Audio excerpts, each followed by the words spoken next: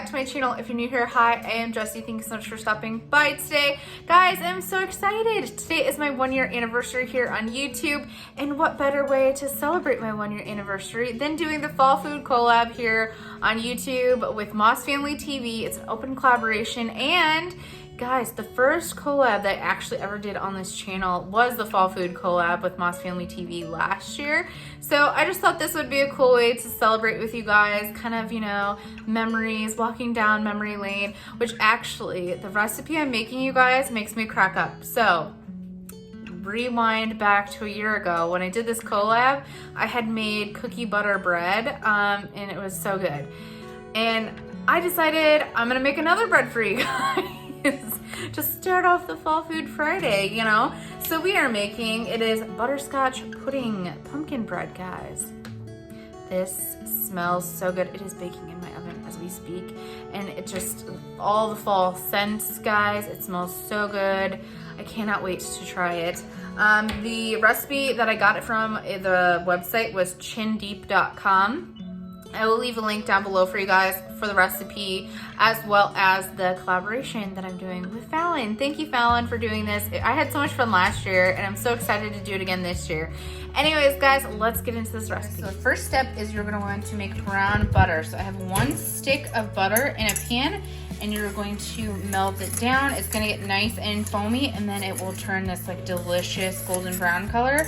I will show you guys when it gets there, but right now it is melting. I took this off the heat. You can see it has that nice golden color. That is what you want for brown butter.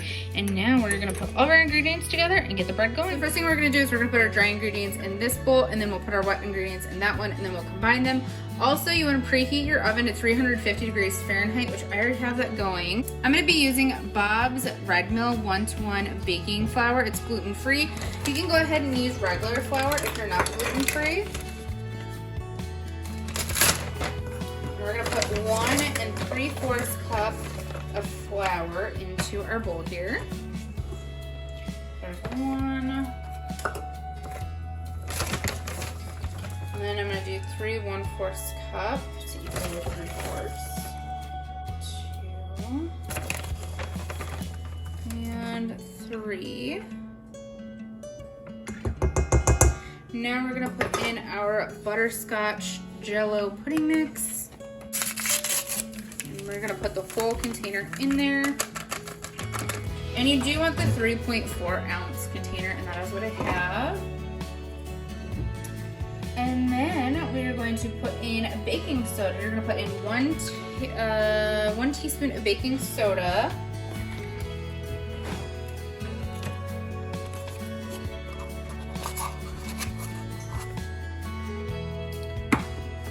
You're going to do 1 tablespoon of baking powder.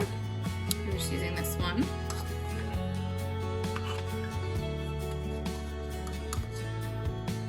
You're gonna put in 1 teaspoon of cinnamon.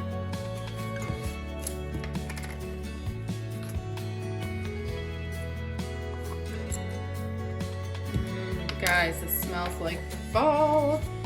I love these spices. And then next, you're going to put in 1/4 teaspoon of ginger. I'm just gonna use my 1 teaspoon and do just a smidge of that, like that much. Plop that in there. And then we need 2 teaspoons of pumpkin pie spice.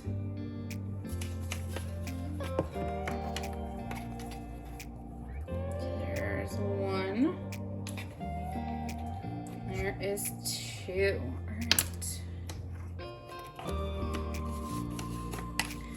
Now we're supposed to whisk up the dry ingredients together.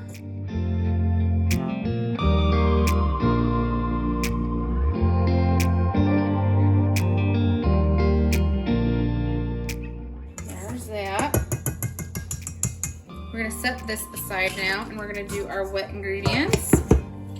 So you're gonna take your melted brown butter. I'm gonna just give it a quick stir and whisk because since it's sat there, it kind of separated a little bit. Guys, look at that color. That is the color you want.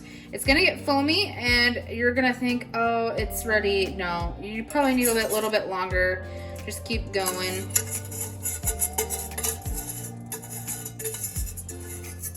It has such like a nice toasty aroma. I love brown butter, especially in frosting. Guys, if you've never had brown butter frosting, you should try it. It's fantastic. I'm gonna see how this bread is. Maybe next time I'll add some brown butter frosting to the top. That might be fantastic. We shall see. All right, so we need our butter, and then we need our brown sugar. So your brown sugar, you are going to need 1 cup of brown sugar.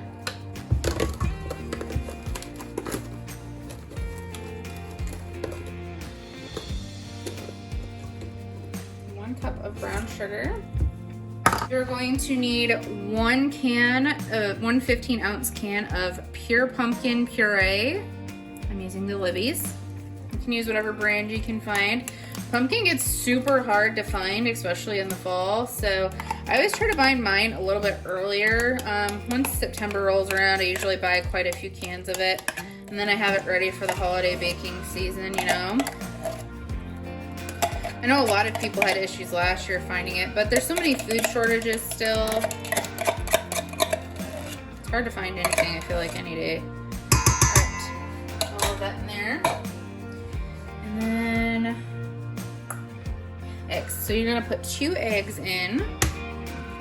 There's 1. I did let my brown butter cool down just a little bit before I added all of this together because I didn't want that to scramble my eggs. It didn't say to do that on the recipe, but just from experience, I know that that's a good thing to wait to do. And you're gonna whisk this all together.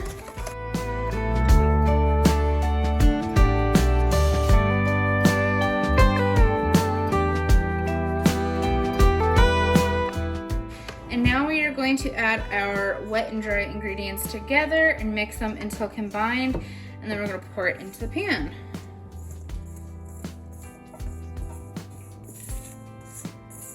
Plop that in there and mix away.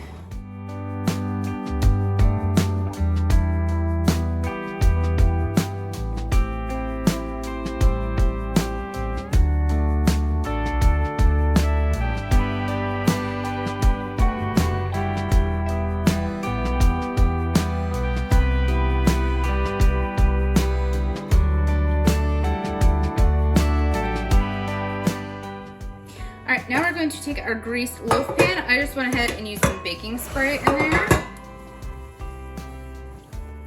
We're going to take our beautiful batter here. We're going to put half of this in one. I've learned my lesson not to overcrowd my pan. We might, yeah, no. I'm not going to risk it. I think getting this up halfway and we'll be good, because I have learned that I overstuff pans and then it bubbles over almost. If you watched my very first Fall Food Friday video I did, I made a bread, and guys, I struggled. It was highly entertaining though, but I've learned my lesson. So I'm only going halfway up with that one.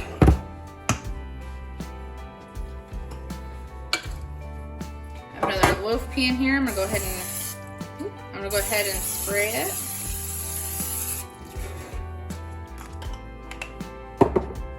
Put the rest of my batter in there.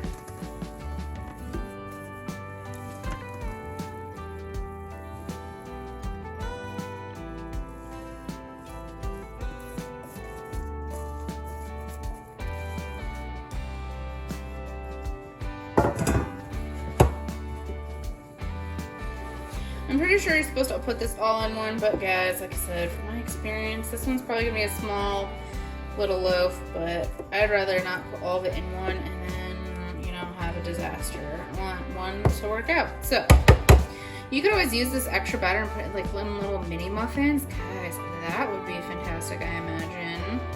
I just wouldn't cook it as long. Okay. So it says to get all of that in the pans, and then it says to bake them for 60 to 65 minutes. You'll know when you can pull a toothpick through.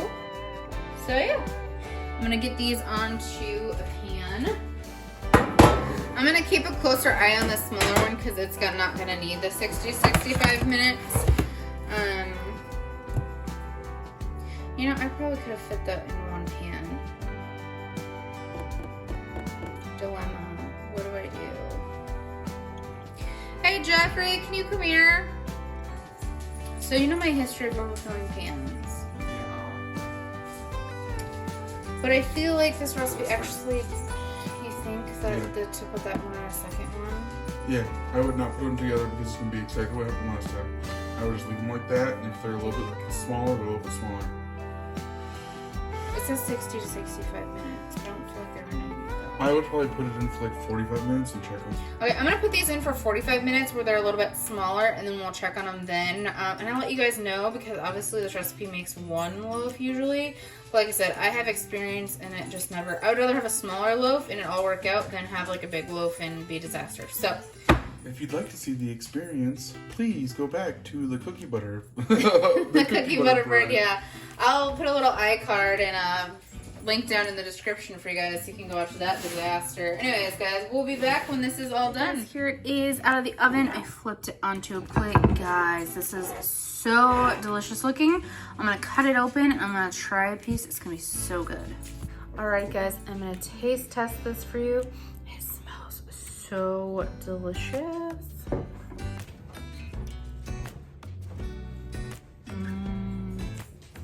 This is really good.